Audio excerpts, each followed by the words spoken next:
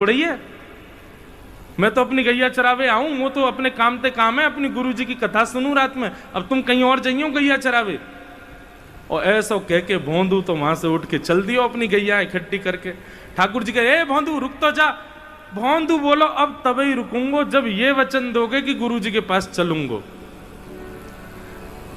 भोंदू चल तो जा रहे हो, ठाकुर जी उसकी ओर देख रहे हैं।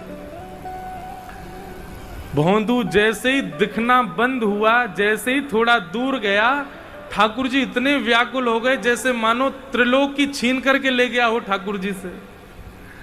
दौड़ करके ठाकुर जी गए और जाकर के भोंदू के कमर के ऊपर ऐसे चढ़ गए पद्दी पर, और पद्दी पर चढ़ के बोले, चल इतना हट करे, लेके चल अपने गुरुजी के पास, अभी चलूंगा, तेरे गुरुजी तो मिलके आऊं पहले मैं।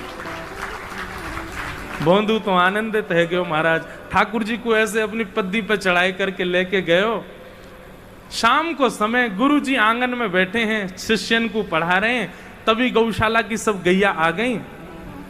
गौशाला की गैया के मध्य जैसे ही गुरुजी की दृष्टि पड़ी तो कहा, देखो ग्वारिया भोंदू ऊपर से नीचे तक मट्टी में लदो भयो है, गोबर लग रहा है जगह जगह, और वाकी पीठ पर लद करके श्याम सुंदर मुरली मनोहर नंद नंदन चढ़ करके आ रहे।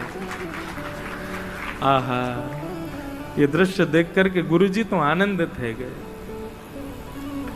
हमने अपनो घर छोड़ दियो, परिवार छोड़ दियो, वेद अध्ययन करवे लगे, इतने शास्त्रन को अध्ययन कियो, तब भी आपके दर्शन नहीं है पाए। और ये भोंदू अनपढ़ गंवार, अंगूठा छाप, केवल गैया चरावे, पीछे बैठ के कथा सुने।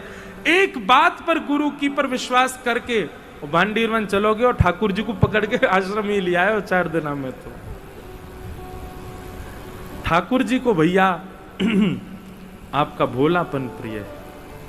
ठाकुर जी के सामने तो भोंदू बन जाओ, ठाकुर जी के सामने तो सरल बन जाओ, ठाकुर जी के सामने तो सहज बन जाओ। जितनी सरलता और सहजता आपके चित्त में रहेगी, उतनी जल्दी ठाकुर जी आपसे मिलेंगे। और जितनी चतुराई अपने अंदर रखोगे, उतना दिन लगावेंगे ठाकुर जी।